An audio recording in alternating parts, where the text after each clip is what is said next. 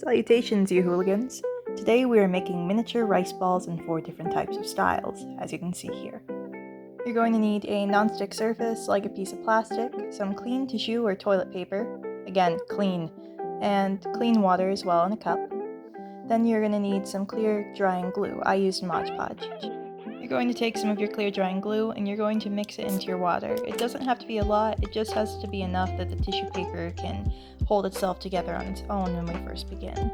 You're going to take some of your tissue paper and you're going to fold it up and dunk it in the water. After then, you're going to start folding and pressing it into a triangle shape, but you're going to want the corners to be as round as you can get them. Don't worry about being too lumpy, we'll fix that in the next step. Try and get the sides to be flat as well. Just do your best. Don't worry too much. It'll take a couple of tries to get it completely the way you want. Don't forget to add a lot of attention to detail on the back of the rice ball as well. Check your work, my man.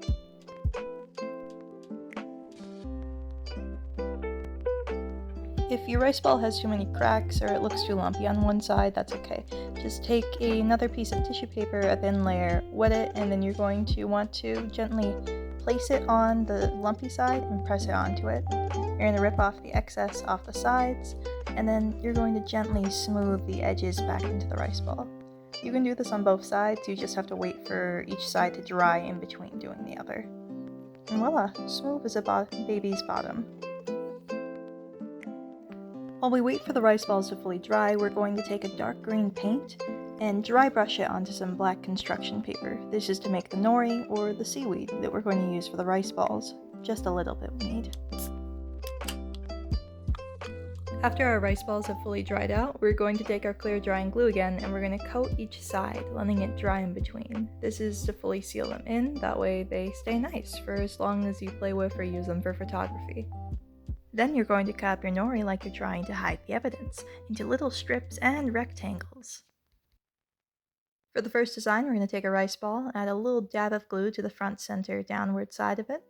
We're going to take one of our strips, cut to size, and press it into place. You want a little bit below the middle center. Then you're going to gently wrap it around the other side while holding it in place, and add a single more dab of glue to finish off the back side. Hold it in place until it fully dries. You might need to add more if it isn't sticking precisely as you want it to. All done. For another design, we're going to take a rectangle of the nori, place some glue in the center, and put the rice ball in the middle with the top point sticking out above the nori. Then we're going to bend the sides inward and place a little bit of glue in the center. Fold the other side inward, that way it stays in place. And then next, we're going to let this dry before we move to the next step. Next, we're going to take our scissors and cut off some of the excess hanging off the bottom. Not a lot, just give it a good whack.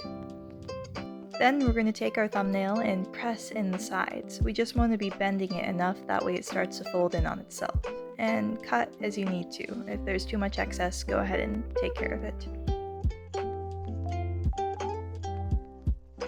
After the sides have all been bent in the direction that you want, you're going to take some glue and we're going to be able to finally seal off the bottom.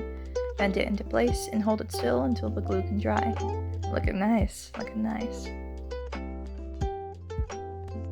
For the final design is just a pickled plum in the center, so you just do a little circle of red paint, or a bead if that's the way you want it to go for a 3D effect.